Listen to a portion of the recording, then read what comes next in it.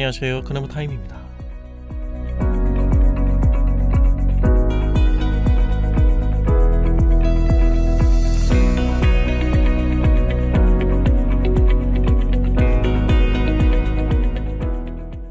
누가복음 21장을 읽어보면 예수님께서는 성전 파괴로 상징되는 이스라엘의 멸망을 세상의 종말과 병렬시켜놓고 말씀하십니다. 성전의 철저한 파괴는 곧 이스라엘의 멸망을 의미하는 것이었기에 제자들은 큰 충격을 받습니다. 하나님께서 자신의 백성 가운데 거하시는 참된 성전으로서의 경건이 없는, 다시 말해 본질을 상실한 채 종교적 의식들만이 가득한 이러한 성전은 하나님의 심판으로 철저히 무너질 것이라는 예언이었습니다. 성전의 회파와 관련지어 예수님께서는 종말에 대한 언급을 하십니다. 무자비한 로마의 군사력으로 진압하는 불가항력적인 힘 앞에 이스라엘 성전의 파괴와 예루살렘의 멸망은 흡사 세상의 마지막 날들에 대한 그림이라고나 할까요? 예수님께서는 이스라엘의 멸망과 연관지어 종말의 징조를 말씀하십니다.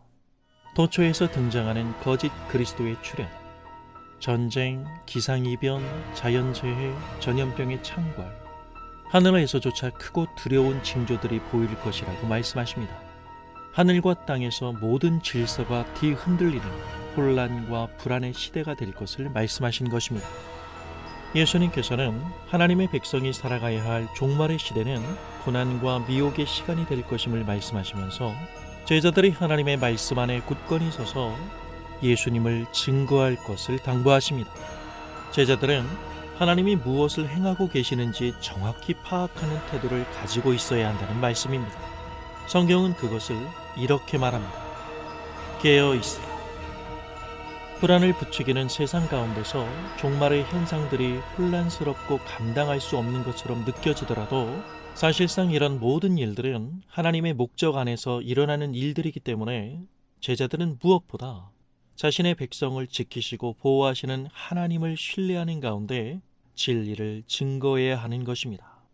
우리는 이 사실을 멀리 갈 필요도 없이 사도행전에서 보는 거 아닙니까? 종말에 대한 가장 아쉬운 이해를 꼽으라면 우리는 종말을 먼 미래의 사건으로만 생각한다는 것입니다.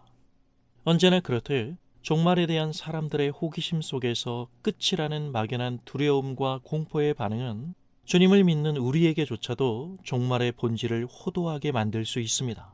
그러다 보면 무분별한 믿음이 활개를 칠 것이고 그러한 주장들이 얼마나 달콤하고 그럴듯한지 많은 사람들을 미혹하게 될 것을 우리는 오늘의 시대 속에서도 어렵지 않게 보고 있지 않나요? 그러나 성경이 말하는 종말의 개념은 하나님의 말씀이 성취되는 때를 말합니다. 즉 예수 그리스도를 통한 하나님의 뜻과 구속의 성취가 이루어지는 시기가 종말이라는 말입니다.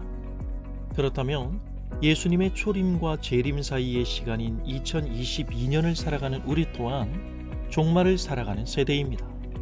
시대가 혼돈스럽고 불안할수록 잘못된 종교관은 불쾌하고 사악한 세력을 피할 안전한 안식처를 현실과 동떨어진 이원론적 세계관에서 찾으려고 합니다. 뭐가 옳고 뭐가 그른지 그렇게도 눈에 안 보이는 거죠. 예수님이 말씀하신 종말의 초점은 언제가 아니라 하나님 그분의 백성으로 어떻게 살아갈 것인가에 있습니다. 시작된 종말의 완성은 예수님의 십자가 구속사역을 통한 새 창조의 완성을 의미하며 곧 하늘과 땅의 모든 것의 회복을 말하는 것이기 때문입니다.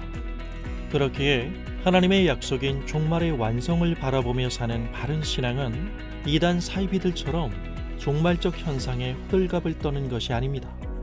하나님 나라에 동참하는 축복을 전하는 것입니다. 그러므로 종말의 시대를 살아가는 우리에게 필요한 건 종말에 무슨 일들이 벌어질지에 대한 더 많은 호기심이 아니라 사명감입니다. 예수님께서 제자들에게 말씀하신 종말의 본질은 마지막 날들이 언제 올 것인지를 전하는 것이 아니라 하나님 나라의 축복에 참여하는 회개와 용서를 전하라는 것입니다. 감사합니다.